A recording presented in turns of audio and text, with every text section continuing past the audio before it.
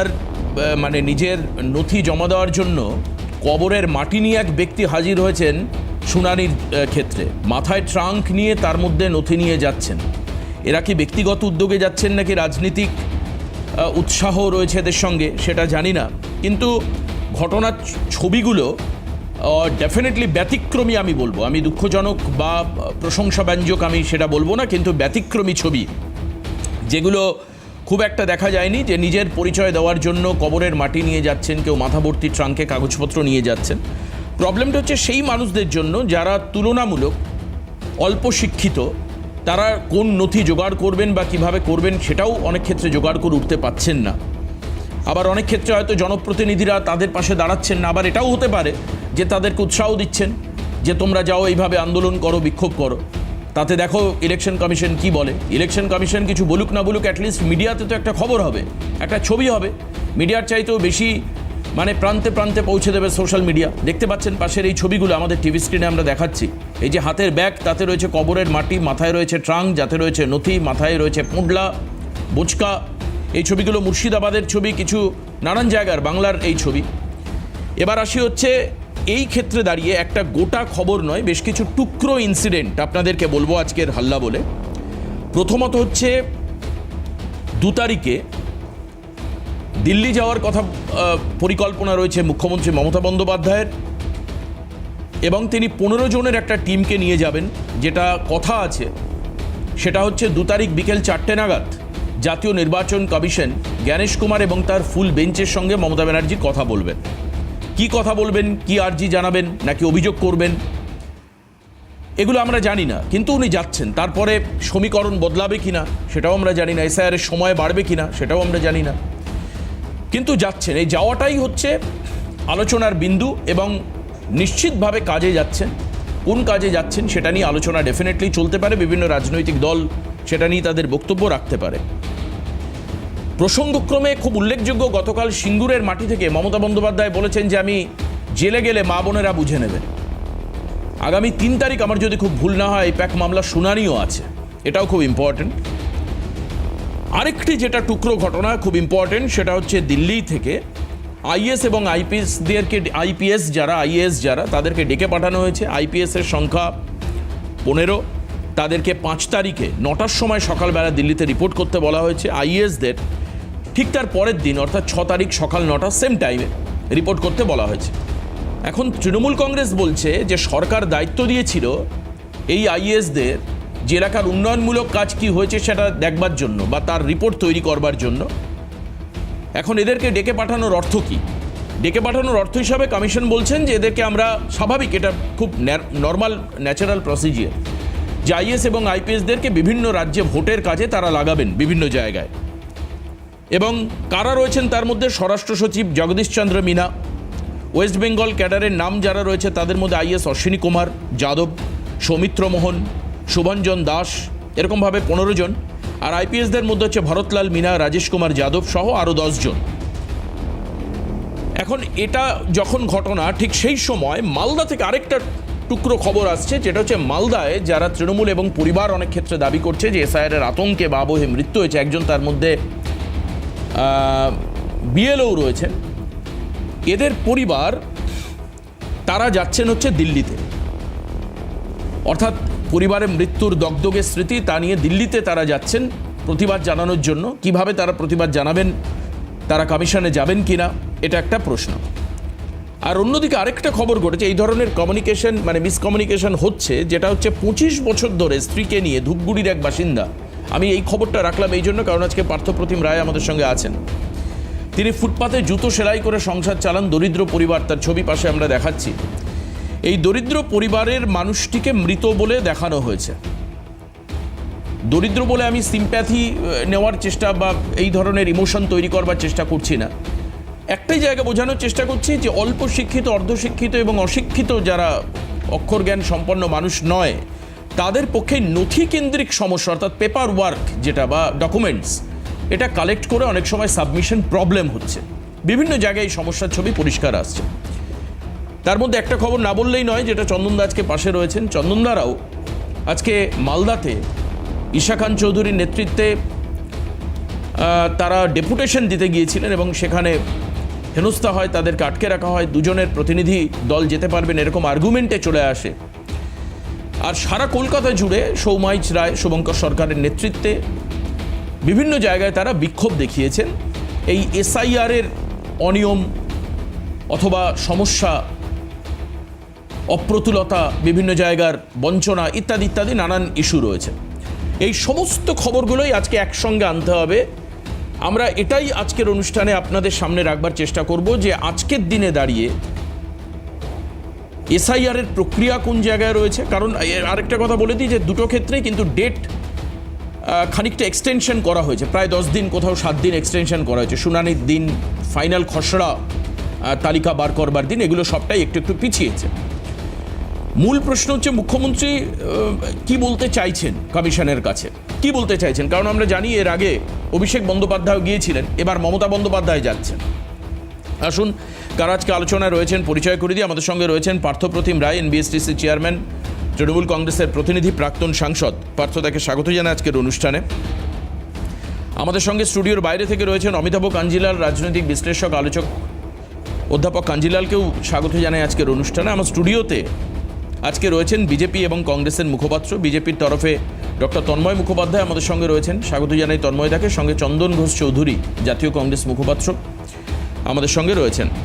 পার্থদা, এই যে দিল্লি যাওয়া বা মালদা থেকে এই যে যারা মৃত তাদের 7 জনের পরিবারের হয়তো কয়েকজন সদস্য যাবেন, দিল্লি গিয়ে অ্যাকচুয়ালি মানে তৃণমূল কংগ্রেস শাসক দল হিসাবে যাচ্ছে কিনা, মানে শাসক দল হিসাবে দিল্লিতে যাচ্ছে না সরকারের পক্ষ থেকে দিল্লিতে যাচ্ছে, এটা একটু আপনার থেকে ক্লিয়ার করে একটু বলুন। এবং দিল্লিতে গিয়ে কি আর্জি জানানো হবে, কোন কোন ক্ষেত্র বলা হবে, এটা কি পার্টি লেভেলে আলোচনা হয়েছে নাকি এটা পুরোটাই কনফিডেন্সিয়াল?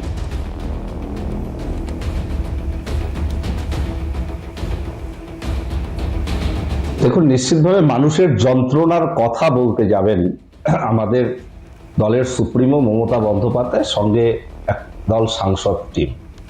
এর আগে আমাদের সাংসদ অভিষেক বন্দ্যোপাধ্যায়ের নেতৃত্বে ইসিআইয়ে গিয়ে বেশ কিছু বিষয় উপস্থাপন করা হয়েছে, মানুষের যন্ত্রণা তুলে ধরা হয়েছে। আরও স্পেসিফিক্যালি সারা বাংলা জুড়ে এসআইআর শুনানির নামে যে ঘটনাগুলো ঘটছে এবং মানুষ কিভাবে হয়রানির শিকার হচ্ছে, কিভাবে এসআইআর এর নামে একটা অরাজক পরিবেশের বাতাবরণ তৈরি করার চেষ্টা হচ্ছে, সেই বিষয়গুলো তিনি তুলে ধরবেন নিশ্চিতভাবে। কারণ ধূপগুড়ির ওই মহিলা যেমন মৃত, এরকম আমাদের কোচবিহারেও প্রায় 8 জনকে মৃত বলে বলা হয়েছে। তারা বহাল তবিয়তে রয়েছেন, কেউ কৃষিকাজ করেন, কেউ বেশিরভাগই কৃষিজীবী মানুষ।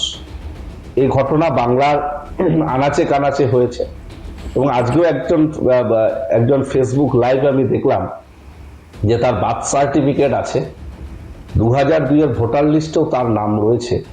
তা সত্ত্বেও কমিশন তাকে ডেকে পাঠিয়েছে এবং সে যখন নিজের সমস্ত ডকুমেন্টস প্রোভাইড করেছে, তারপর সেখানে তাকে প্রশ্ন করা হচ্ছে তোমার বাবার ডকুমেন্টস কোথায়।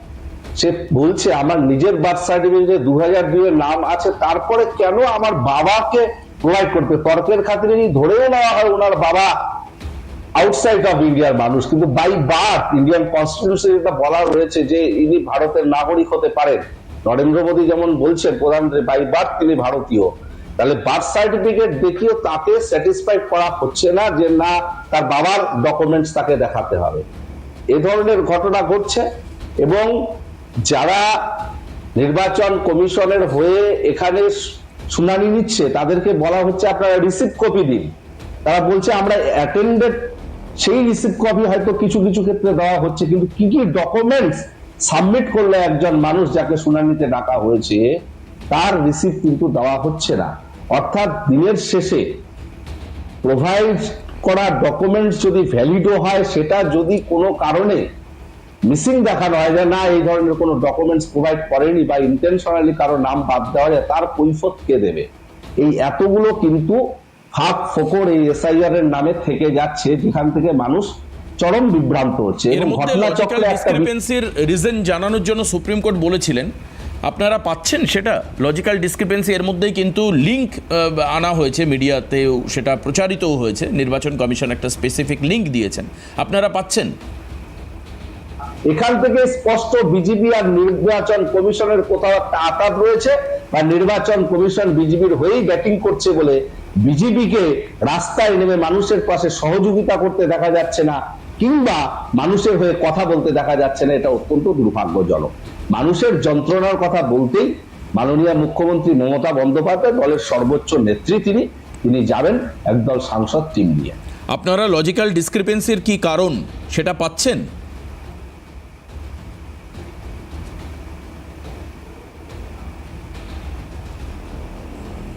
লজিক্যাল ডিসক্রিপেন্সির নামে মানুষকে অযথা হয়রানি করা হচ্ছে। না সেটা বলছি না, আমি বলছি লজিক্যাল, পার্থদা, লজিক্যাল ডিসক্রিপেন্সির কারণগুলো দেখাচ্ছে নির্বাচন কমিশন, তার একটা লিঙ্ক তারা বাইরে নিয়ে এসছে, মানে প্রকাশ করেছে আর কি, বাইরে নিয়ে এসছে প্রকাশ করেছে, সেটা মিডিয়াতেও দেওয়া হয়েছে, মিডিয়া সেই লিঙ্কটা দেখিয়েছে। এখন সেই লিঙ্কে ক্লিক করে আপনারা লজিক্যাল ডিসক্রিপেন্সির রিজন আপনারা চেয়েছিলেন তো কোর্টে, যেটাতে আপনার জয়লাভ করেছেন সুপ্রিম কোর্টে, সেটা পাচ্ছেন? আমার প্রশ্ন এটা।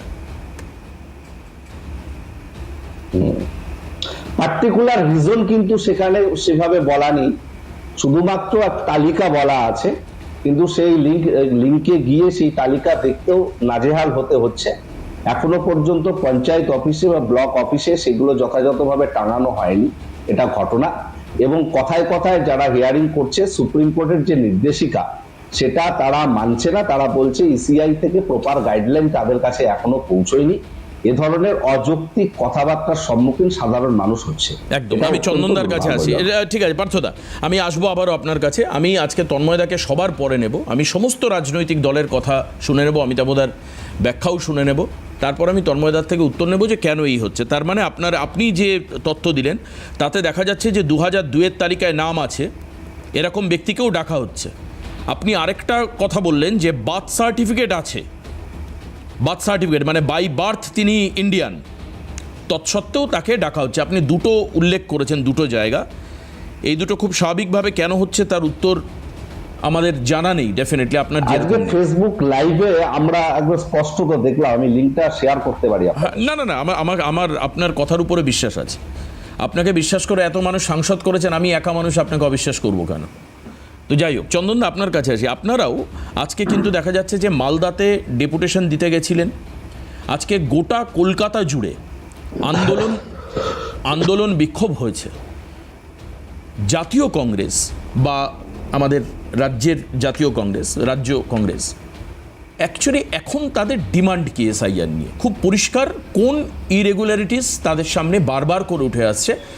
হেনস্থাটা বাদ দিয়ে আমি বলবো, হেনস্থা মানুষ হচ্ছেন, এটা ইন জেনারেল মানুষ দেখতে পাচ্ছেন, কিন্তু আর কি কি ডিসক্রিপেন্সি রয়েছে এর মধ্যে? দেখো, একদম পরিষ্কারভাবে যেটা বলতে হয়, তুমি হেনস্থা শব্দটাকে বাদ দিলে তাহলে এই লজিক্যাল ডিসক্রিপেন্সি বলো বা ম্যাপিং বলো বা টেলিং বলো, না মানে আমি ওই অর্থে ইন্টারেস্টিং ফ্যাক্ট হচ্ছে হেনস্থাটা হচ্ছে একটা কভারেজ। তুমি তাকে বাইপাস করতে পারবে না, বিকজ দ্যাট ইজ ক্যাপসিউল। তার মধ্যে যে কারণগুলো আছে সেই কারণগুলো আমরা একেবারে শুরুতে স্পষ্টভাবে জানিয়ে দিয়েছি। দেবাশিস, একটা কথা প্রথমত মানতে হবে, আমরা শুধুমাত্র এই এসআইআর নয়, এসআইআরের আগে তোমার মনে থাকতে পারে মহারাষ্ট্র এবং হরিয়ানার নির্বাচনে কিন্তু আমরা পরিষ্কারভাবে বুঝিয়ে দিয়েছিলাম যে কোথায় কোথায় ডিসক্রিপেন্সি এবং কোথায় কোথায় নির্বাচন কমিশন ফেলিওর বা কাজ করতে পারেননি।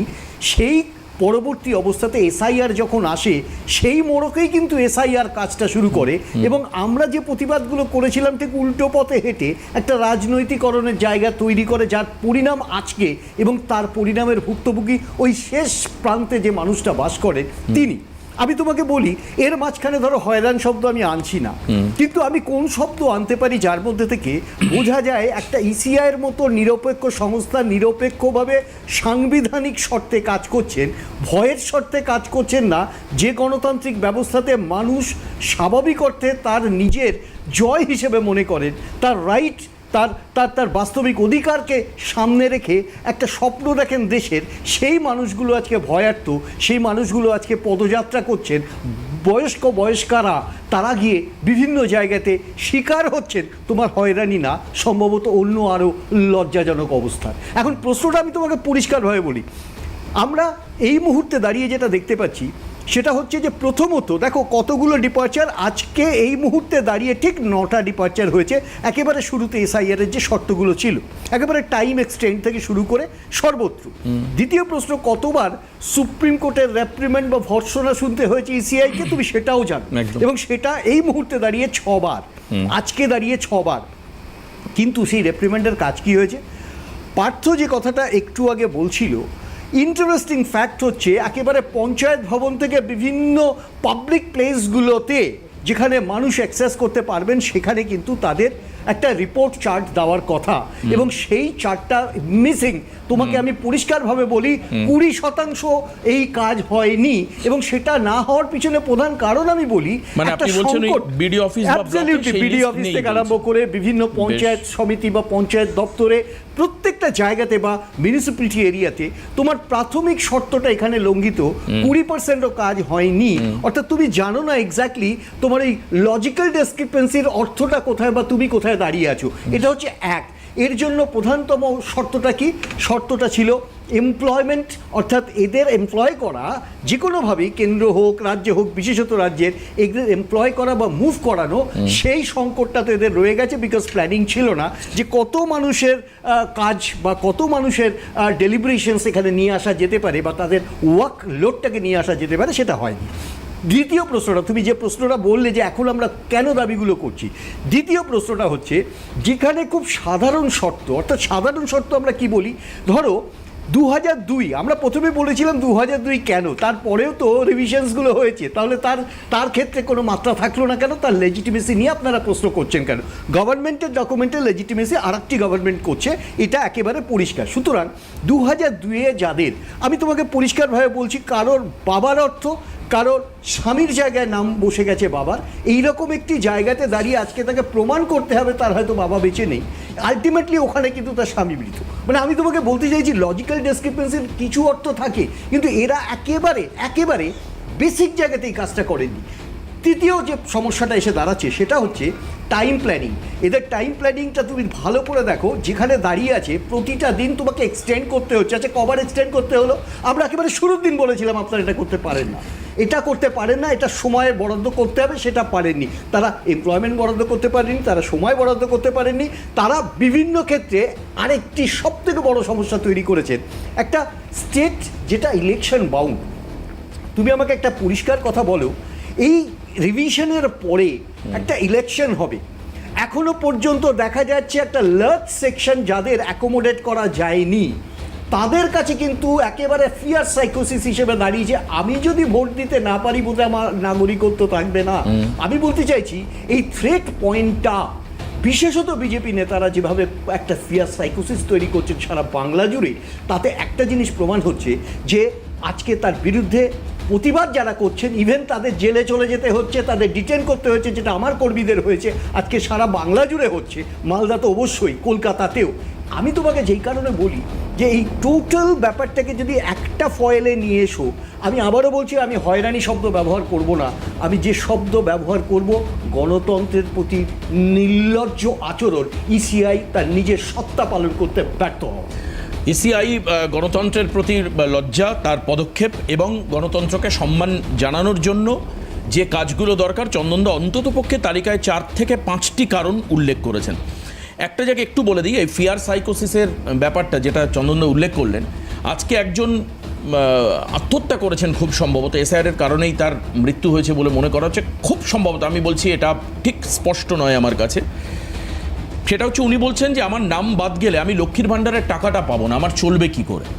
কোথাকার ঘটনা নিশ্চিতভাবে আপনারা জানেন, আমার কাছে তথ্য এখনই নেই, বাট আমি সকালে যখন নিউজ করছিলাম আমার চোখে এসছে বিষয়টা, এই জন্য মৃত্যু। তো আরেকটা জায়গায় একটু উল্লেখ করে দিই বিরতিতে যাওয়ার আগে, সেটা হচ্ছে সুপ্রিম কোর্ট বলেছেন যে বিভিন্ন যে মামলাগুলো রয়েছে এসআইআর রিগার্ডিং, তার দ্রুত শুনানির জন্য 2 এবং 3 তারিখ এই সমস্ত মামলাগুলোকে একত্রিত করা হবে, মার্জ আপ করা হবে, করে সুপ্রিম কোর্ট শুনতে চাইছেন যাতে সমস্যার সমাধান হয়ে যায় এবং গণতান্ত্রিক প্রক্রিয়ায় ইসিআই এসআইআরের কাজ বিভিন্ন রাজ্যে করতে পারেন, শুধু পশ্চিমবঙ্গে নয়, অন্য রাজ্যেও। এটা সুপ্রিম কোর্টের একটা খুব ভালো পদক্ষেপ, হয়তো তার একটা আউটকামস আমরা পাবো, মানুষের স্বার্থে হয়তো পাবো, কারণ কোর্ট যে নির্দেশ দিচ্ছেন সেটা মানুষের স্বার্থে আমরা ধরবো। আসবো আমরা অমিতাভদার কাছে একটা বিরতির পর ফিরে এসে। অমিতাভদা, উত্তরপ্রদেশেও বহু নাম বাদ পড়েছে, এটা তথ্য বলছে। আরও অন্যান্য রাজ্য এসআইআর হচ্ছে, 13টা জায়গায় এসআইআর হচ্ছে। আমাদের রাজ্যে যে পরিমাণ সমস্যা তৈরি হচ্ছে, যে পরিমাণ AI default, mechanical default, technical error, technical fault ইত্যাদি যে ব্যাপারগুলো হচ্ছে, মানে আমি দেখছিলাম যে কিছু নাম এসছে, 30টা না 50টা নাম কয়েকদিন আগে আমরা খবর করছিলাম, যে তার আগে 3-4টে শব্দ এমনি বসে গেছে। এটা কি ইসিআই বলছে এটা টেকনিক্যাল ফল্ট বা এআই জনিত ত্রুটি। মানে এর থেকে কি মনে হচ্ছে যে পশ্চিমবঙ্গকে ইন্টেনশনালি সাপ্রেসড করা, বা লোককে, একটু আগে চন্দনদাকে বলেছিলাম হেনস্থা শব্দটা বাদ দিতে, হেনস্থা করা, অথবা এই যে তথ্যগুলোকে না দেওয়া, যেটা চন্দনদাও বললেন একাধিক জায়গায়, সার্টিফিকেট, বার্থ সার্টিফিকেট রয়েছে তাও তাকে আবার শুনানিতে ডাকা, মানে পুরো ঘটনা দেখে কি মনে হচ্ছে পশ্চিমবঙ্গকে ইন্টেনশনালি মেলাইন করা হচ্ছে? মানে ওই বিজেপি আর কমিশনের যোগটা কি প্রকট হচ্ছে, নাকি এটা স্বাভাবিক প্রক্রিয়াতেই চলছে, কিন্তু এটা নিয়ে মিথ্যা মিথ্যা রাজনীতি করছে তৃণমূল এবং কংগ্রেস এখনো পর্যন্ত যারা বলেছেন আর কি, বাইরে আমার প্যানেলে, তারা কি এমনি রাজনীতি করার চেষ্টা করছেন, নাকি এর সঙ্গে এর মধ্যে যৌক্তিকতা আছে? এটা তারা বিশুদ্ধ তালিকা তৈরির কাজ, নিখুঁতভাবে তালিকা তৈরি হবে, আমি চাই, আপনি চান, তন্ময়দা চান, চন্দনদা চান, পার্থদা চান, সবাই চান, তাহলে এত বিতর্ক বিলম্ব কেন? দেবাশিস, প্রথমত একটা জিনিস বুঝতে হবে যে এই এসআইআর প্রক্রিয়া এবার যেভাবে পরিচালিত হচ্ছে তার ভিতরে একটা অভিনবত্ব আছে। এতৎকাল পর্যন্ত যেভাবে এসআইআর পরিচালিত হচ্ছে তার থেকে এবারের আলাদা, সেটা হচ্ছে একটা ডিজিটাল প্রক্রিয়া, একটা এআই প্রযুক্তিকে ব্যবহার করে এই প্রক্রিয়াকে পরিচালনা সংক্ষিপ্ত, দ্রুততর এবং নির্ভুল করবার একটা ঝুঁকিপূর্ণ উদ্যোগ নিয়েছে নির্বাচন কমিশন।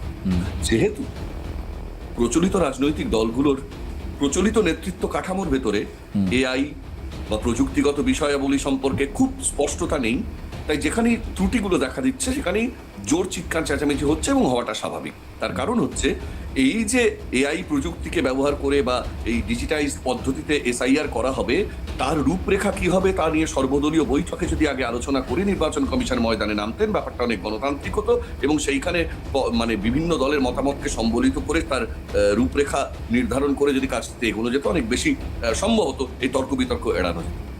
এই যে মানুষের হেনস্থার কথা বলছো, দেখো, এই সাধারণ মানুষ, হেনস্থা, এই শব্দগুলো, কষ্ট, যন্ত্রণা, দুর্ভোগ, এই শব্দগুলো পুঁজি করেই কিন্তু আজকে রাজনৈতিক দলগুলো রাজনীতি করে। যারা মানুষের কোটি কোটি টাকা লুটপাট করে নিচ্ছে, তারাও দিল্লিতে যায় মানুষের দুর্ভোগ জানাতে, মানুষের কষ্টের কথা বলতে। ফলে স্বাভাবিকভাবেই এইগুলো, তাদের এই শব্দগুলো রাজনৈতিক পুঁজি। আজকে যদি এসআইআর এর লাইনে দাঁড়ানো মানুষগুলোকে বলা হয় যে আপনি যদি এসআইআর এর প্রক্রিয়া সম্পন্ন করেন, আপনার ব্যাংক অ্যাকাউন্টে 1,500 টাকা করে ঢুকে যাবে, দেখবে আর হেনস্থা হয়রানি বলে কোনো কিছু আসছে না। কারণ এই মানুষগুলোই দুয়ারে সরকারের লাইনে দাঁড়িয়ে ঠেলাঠেলি, রোদ, ধাক্কা, এই একই রকম লাইনে দাঁড়ানো, একই রকম বিপর্যস্ততার মধ্যে দিয়ে ওই কাজগুলো করে। ওখানে কিছু পাওয়ার ব্যাপার আছে, এখানে যেহেতু পাওয়ার ব্যাপার নেই, বরং নিজেকে প্রমাণ করার জায়গাটা আসছে, তাই রাজনীতির এই সমস্ত নতুন নতুন কি বলবো, যাকে বলা হয় ন্যারেটিভ তৈরি করা, সেই জায়গাগুলো হচ্ছে। মানুষ সেদিনও হেনস্থা হচ্ছিল, আজকেও হেনস্থা হচ্ছে, কালকেও হবে। রাজনৈতিক ন্যারেটিভ তৈরি করবার জন্য তার থেকে শব্দ বেছে নেয়, এবং কে কিভাবে সেটাকে ব্যবহার করে, অর্থাৎ বিজেপি মুখপাত্র সেই শব্দটাকে কিভাবে ব্যবহার করবেন, তৃণমূলের মুখপাত্র কিভাবে ব্যবহার করবেন, কংগ্রেসের মুখপাত্র কিভাবে ব্যবহার করবেন, এদের আলাদা আলাদা দৃষ্টিকোণ আছে।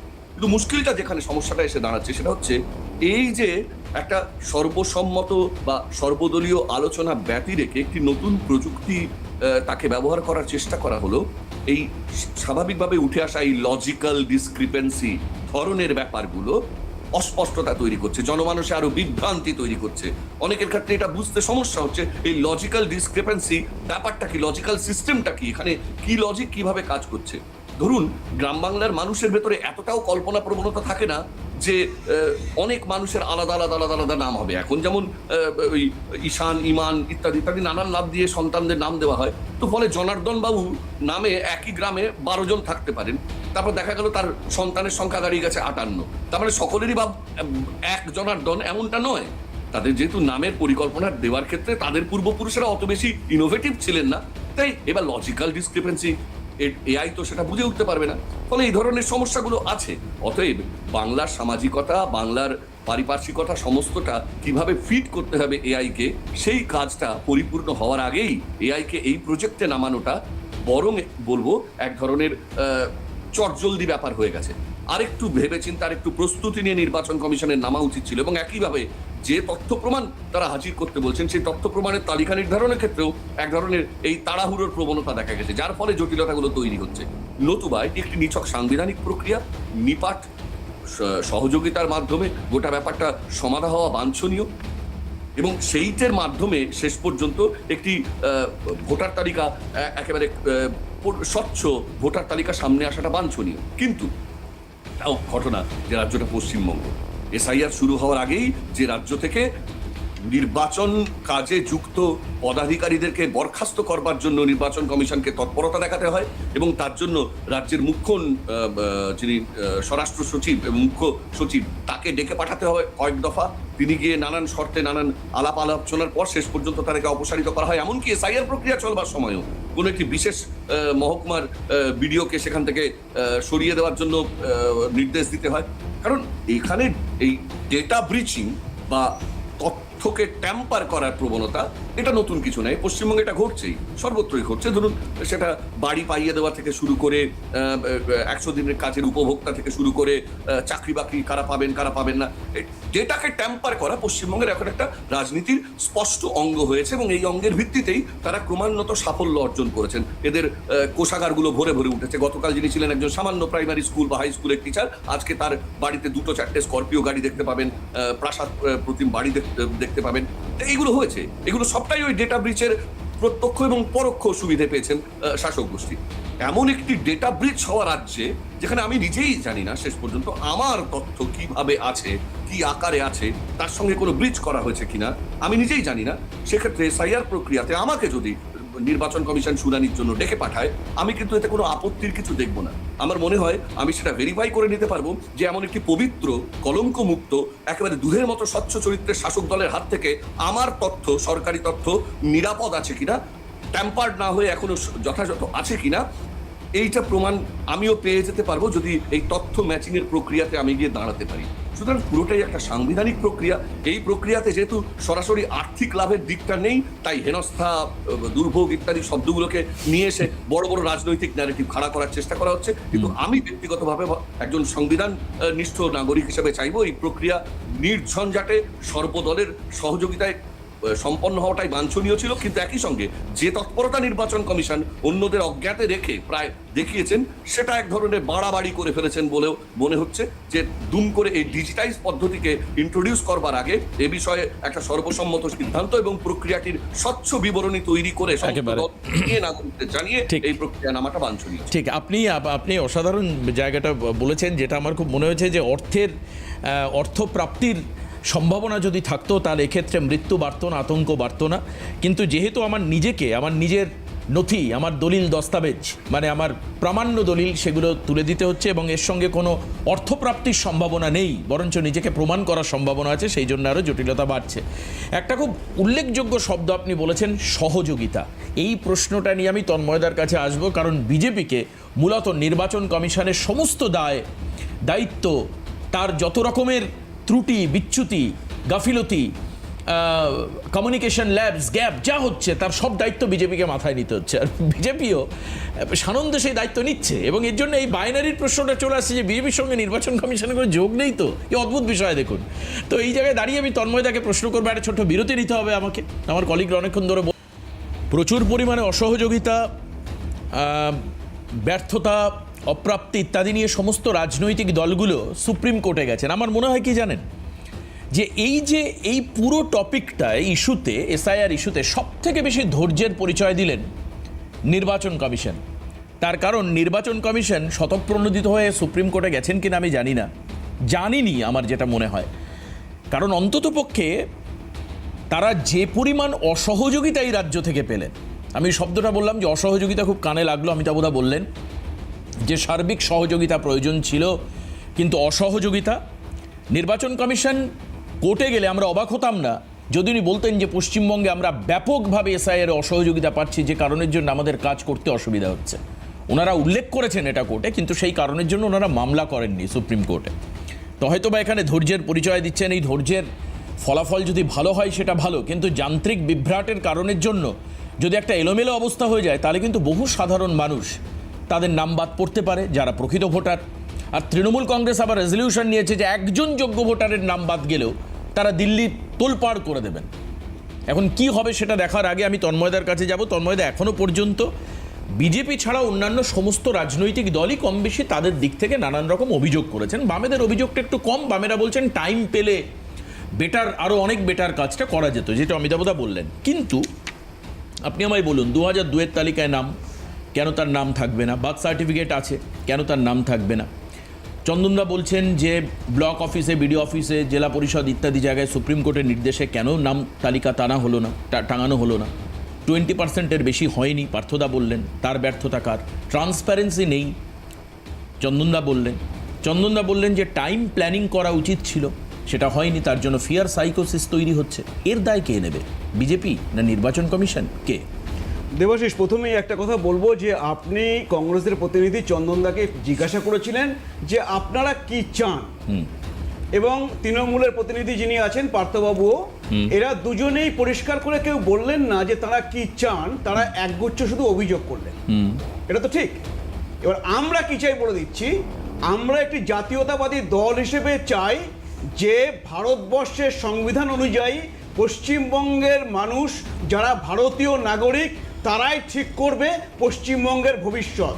অন্য কোনো কেউ পশ্চিমবঙ্গের ভোটার লিস্টে থাকবে না, তারা কেউ ভোট দেবে না, এইটা আমরা চাই। তার জন্যে নির্বাচন কমিশনকে যা যা করার প্রয়োজন তাই করতে হবে। এইটা আমরা প্রথম থেকে বলে আসছি আজ পর্যন্ত। এটা আপনি কোনো শুনতে পেলেন না। এবার আমি এই অভিযোগগুলো তাহলে কিছু কিছু উত্তর দিই। এবার হচ্ছে তৃণমূলের প্রতিনিধি পার্থবাবু কি বললেন যে জীবিত ব্যক্তি মৃত বলে দেখানো হয়েছে, মৃত ব্যক্তি হয়তো জীবিত রয়েছে, তো এরকম তিনি বললেন। আচ্ছা, এটা তো খসড়া তালিকা। এরপরও তো বলা হয়েছে যে যদি কোনো এরকম ভুলচুক থাকে নির্বাচন কমিশনকে জানাবেন, নির্বাচন কমিশন ঠিক করে দেবে। তাহলে এই নাটকটা করতে হচ্ছে কেন? নাম তোলার একটা প্রভিশন আছে, ফর্মও আছে। বলছি এটা নাটকটা করতে হচ্ছে কেন? তাহলে হচ্ছে, আর তারপরে যদি নাটক যদি করতেই হয় তাহলে আপনাদের বিএলএ যে ছিল সে কি করছিল সেখানে? সে তো হচ্ছে ম্যান মার্কিং করছিল বিএলওকে। আবার এখন শোনা যাচ্ছে পশ্চিমবঙ্গ এমন একটা রাজ্য, ভারতবর্ষের অন্য রাজ্যের থেকে পার্থক্য এখন, এখানে আবার তৃণমূলপন্থী বিএলও আছে। তারা আবার ঝাঁকে ঝাঁকে নির্বাচন কমিশনের বাইরে গিয়ে আন্দোলন করে। তো সেই তাহলে তৃণমূলপন্থী বিএলও আর তৃণমূলের বিএলএ যোগ সাজছে এইগুলো করে নিত, আর সেগুলো সংশোধন করার ব্যবস্থা রয়েছে, নাটক করার প্রয়োজন নেই। আর আজ যা অভিযোগ আসছে সেগুলো সমস্ত সুপ্রিম কোর্টে বলা হয়েছে, সুপ্রিম কোর্টে কেস চলছে, সুপ্রিম কোর্ট নির্দেশ দিচ্ছে। আপনাদের মনে থাকবে বিহারে যখন 65 লক্ষের মানুষের নাম বাদ গিয়েছিল, তখন এই কংগ্রেস পার্টি আর সেখানকার আরজেডি তারা সুপ্রিম কোর্টে গিয়ে বলেছিল যে শুধু ওয়েবসাইটে থাকলে হবে না, অনেক মানুষ জানতে পারছে না তার নাম বাদ গিয়েছে, কেন বাদ গিয়েছে, ব্লকে ব্লকে দিতে হবে, তারা যেন অ্যাপিল করতে পারে। তারপরে কি হয়েছিল? নির্বাচন কমিশন সেই অর্ডার মেনে সমস্ত ব্লকে দিয়ে দিয়েছিল। সুপ্রিম কোর্ট সেই এসআইআর এর মান্যতা দিয়েছে, সেখানে একটি অ্যাপিলও পেন্ডিং নেই। এবং সুপ্রিম কোর্ট তো হচ্ছে না। এবার এখানে দেখুন, এখানে এখনো শেষ হয়নি। এখানে সুপ্রিম কোর্ট যেটা বলেছে সেই মতন ইয়ারও তারপরে ব্লকে দিয়ে দেওয়া হয়েছে। যদি কোথাও না দেওয়া হওয়া থাকে দেবাশিস, কোর্ট তো খোলা আছে, আবার তো ডেট আছে, গিয়ে বলবেন যে এইটা কাজটা হয়নি। আর তারপরে আমি আপনাকে বলছি সুপ্রিম কোর্টে আইনজীবীরা কি বলেছেন তার কিছুটা তুলে দিচ্ছে, তার পরিষ্কার হয়ে যাবে। সেখানে এই যে লজিক্যাল ডিসক্রিপেন্সি নিয়ে কথা হচ্ছে, এই আসানসোলে একজন মানুষের দেখা যাচ্ছে 389টা সন্তান, তিনি বাবা হচ্ছে 389 জনের। এটা তো রিয়েল নয়, কিন্তু এটা হচ্ছে কেন? বালিতে 310 জনের বাবা একজন। আচ্ছা, এই করতে করতে আমি তোমাকে বলছি এটা কার ত্রুটি আপনি বলুন? এটা তো এআই, যেটা অমিতাভদা বলছেন যে এআই কে ঠিকঠাক মতো প্রয়োগ করার না এটা জায়গাটা এখনো ঠিক করে তৈরি হয়নি। এটা হচ্ছে রাজ্য পশ্চিমবঙ্গ। আচ্ছা, মনে রাখবে 12টা রাজ্য কেন্দ্রশাসিত অঞ্চল হচ্ছে না। আপনি কি বলছেন এটা রিয়েল? 389 জন ছেলে কোন একজন ব্যক্তি সেটা দেখানো আছে। আমি বলে দিচ্ছি রিয়েল কি সেটা তো বলছি, পরে বলা যাবে। আমি যান্ত্রিক ত্রুটি না ইন্টেনশন। আমি বলে দিচ্ছি কি হয়েছে। ধরো হচ্ছে কারোর নাম হচ্ছে অমুক মোল্লা বা তমুক গাজী, এবার 2002-এ অমুক মোল্লা আছে, অমুক গাজী আছে। এবার আমার হচ্ছে তৃণমূলের ক্যাম্পে গেলাম, আমি আমার নামও মোল্লা, ভাই কি করবো এখন, বাংলাদেশ থেকে এসে ঠিক করে দাও। ও দেখিয়ে দিল এই মোল্লা আছে, এর সাথে এই নাম আর এই নাম্বারটা লিখে রাখো, এইগুলো এনিমেশন ফর্মে ভরে দেবে, ও তোমার বাবা। তো হচ্ছে তারপরে হচ্ছে এরকম গাজী, ওকে ও তোমার বাবা। এবার হচ্ছে বাংলাদেশ থেকে এখানে এসে বিয়ে করে সে শাশুড়িকে মা বানিয়ে নিয়েছে, শ্বশুরকে বাবা বানিয়ে নিয়েছে। তো দেখা যাচ্ছে শ্বশুরের 4টি সন্তান ছিল, হঠাৎ করে তার 70 বছর বয়সে আরো 2টো সন্তান হয়ে গেছে। তো এইগুলো হচ্ছে লজিক্যাল ডিসক্রিপেন্সি। মানে কি, মানে একটা হচ্ছে নিয়ম বহির্ভূত টাইপের। এর মধ্যে কি তুমি বলতে পারো না যে কারোর কি 6টা সন্তান থাকতে পারে না? পারে, কিন্তু সেটা ব্যতিক্রমী। এই জন্য আমি বলছি 2019-2020-তে ন্যাশনাল ফ্যামিলি সার্ভে রিপোর্ট বলছে যে ভারতবর্ষে অ্যাভারেজ ফ্যামিলি সাইজ ছিল 4.4, মানে মা বাবা আর 2টো বা 3টি সন্তান। তো সেখানে যদি দেখা যায় যে 6টি সন্তানের বেশি পাওয়া গেছে 2,06,056 জনের, তো তোমার মনে হবে না সেখানে গিয়ে কোনো গোলমাল আছে? কারো হচ্ছে 70 বছর বয়সী করে বাচ্চা হয়ে গেল। তো এইগুলোকে হচ্ছে লজিক্যাল ডিসক্রিপেন্সির মধ্যে আনতে হচ্ছে, ভেরিফাই করতে হচ্ছে। তার মানে এগুলো ইন্টেনশনালি আপনি বলছেন করা হয়েছে, এগুলো টেকনিক্যাল ফল্ট নয়।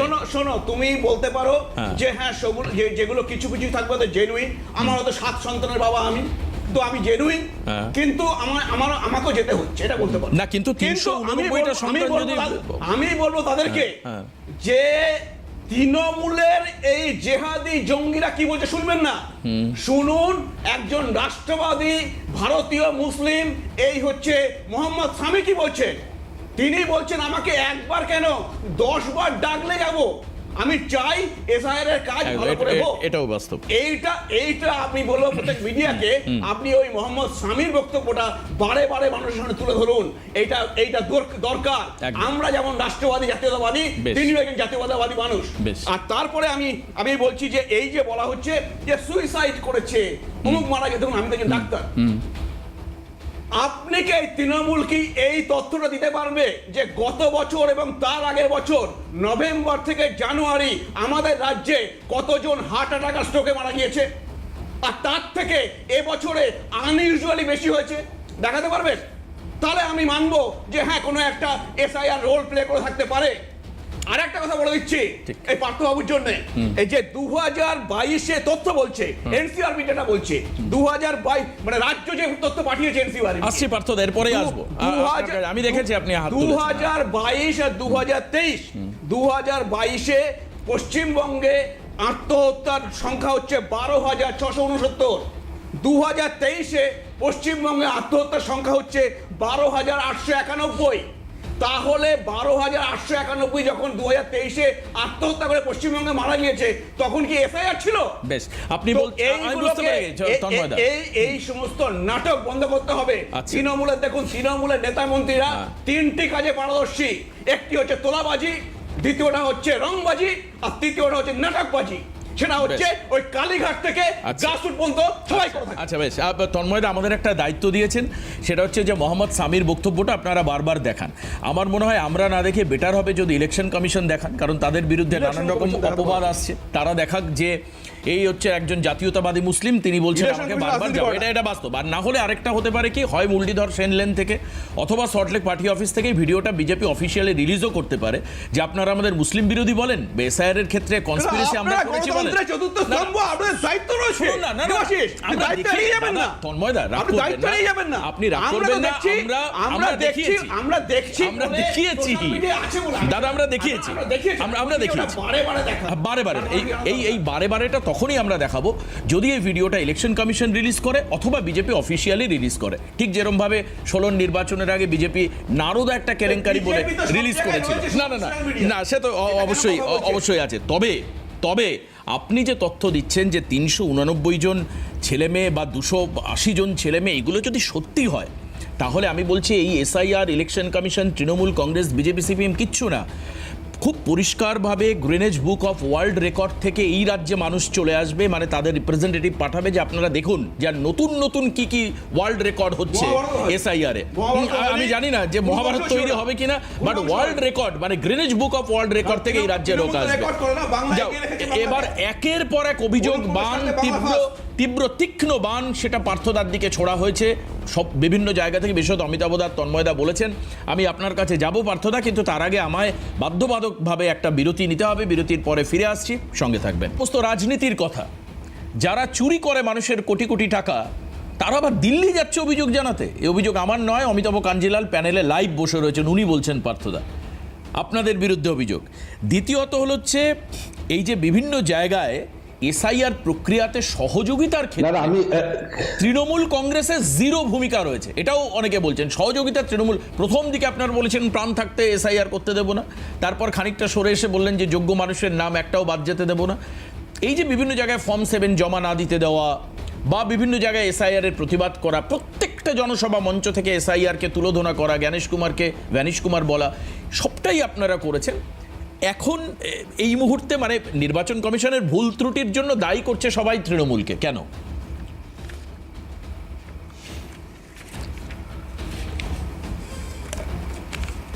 আমি প্রথমে তন্ময়বাবুর একটা প্রশ্নের উত্তর দিয়ে তিনি বলছেন চন্দনদাকেও আমাকে উদ্ধৃত করে যে ওরা আসলে কি চায় সেটা পরিষ্কার করুক। আমরা চাই 1 কোটি 1.5 কোটি রোহিঙ্গার নামের তালিকা চাই। আমরা চাই ওই 249 343 জনের বাবা কারা কারা সেই তালিকাটা। আমরা চাই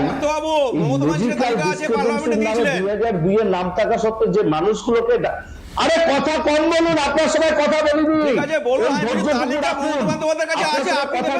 স্পষ্ট কথা স্পষ্ট 1.5 কোটি আর 1 কোটি 1.5 কোটি আর 1 কোটি রোহিঙ্গা বাংলাদেশের নামের তালিকা চাই, হয় বিজেপি প্রকাশ করে নির্বাচন কমিশন।